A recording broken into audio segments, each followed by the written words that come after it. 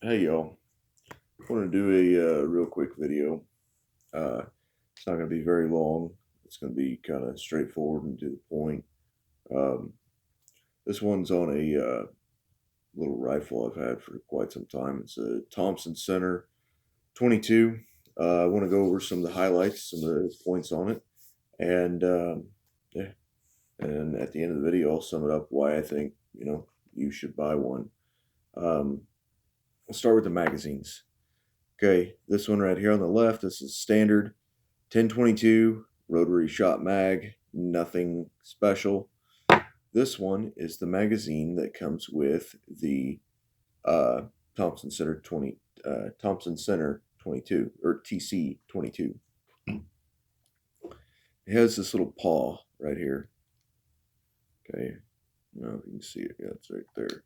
Either way, you take this little thing right here and you push it down. Okay, it does two things. It assists with loading the first round, and take the other magazine out. Okay, gun's unloaded, no magazine. Okay, what this does and gives you an advantage over the 1022 using the Thompson Center mag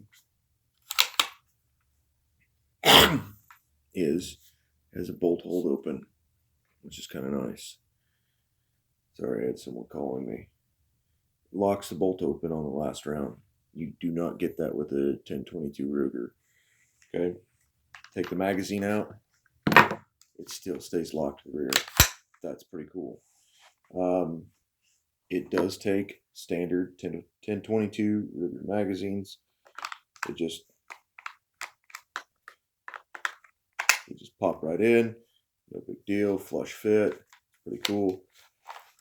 Some of the other features. Oh, before I forget, before I get off the magazines, it does take BX25 mags, which is pretty nice. They are kind of loose, but they do work. I shot them in here finally.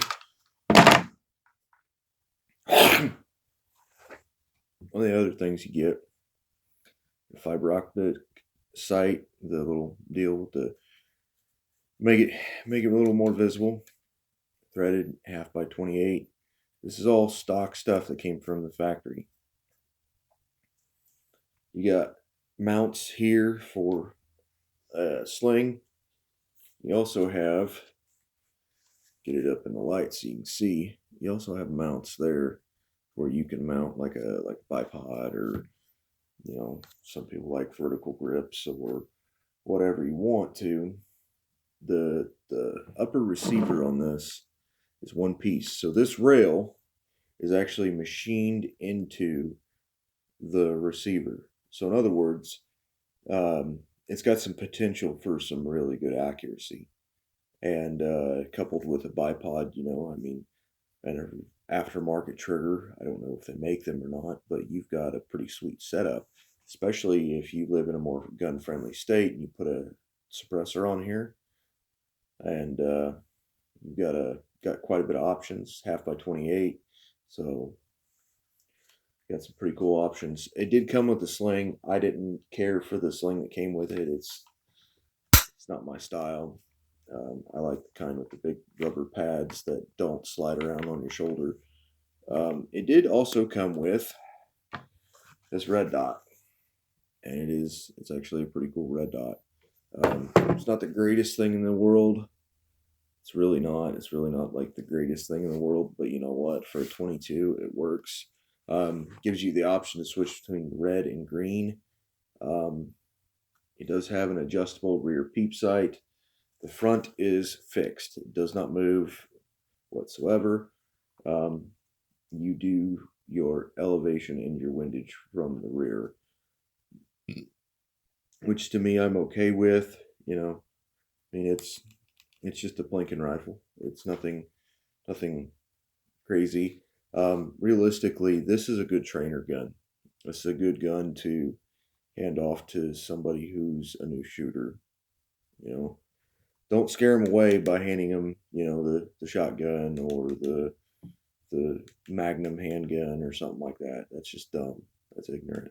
Don't do that crap. Um, and be respectful to everybody. Another reason why I suggest getting one of these over a 1022 is the fact that just out of the box, just out of the box, this is better, more bang for your buck. I gave 350 bucks for this thing.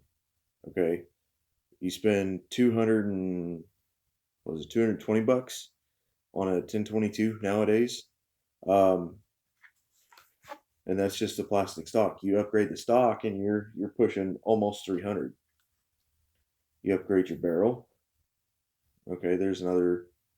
Oh, let's be generous and say, I don't know, 100 bucks, 50 bucks. So sitting at 350. Oh, I want fiber optics. Okay, it's already on here. Half by 28. It's already on here. Oh, I want to drill and tap my receiver. Oh, well, it's already on here for a rail. Oh, I want to put a red dot on here. Oh, it's already there. See what I'm saying? This is a good option right out of the box. um, downsides to this gun that I don't like. I'll go ahead and cover those now that I think about it. I bought this gun with the full intentions of putting a 1022 trigger kit in here from Franklin Armory. Okay, it does not work whatsoever. The internals worked just fine. What it is the dimensions of the safety. There was too much play. Too much play side to side. It would not work safely. Oh, I'm tired. It would not work safely whatsoever. Yeah, it would.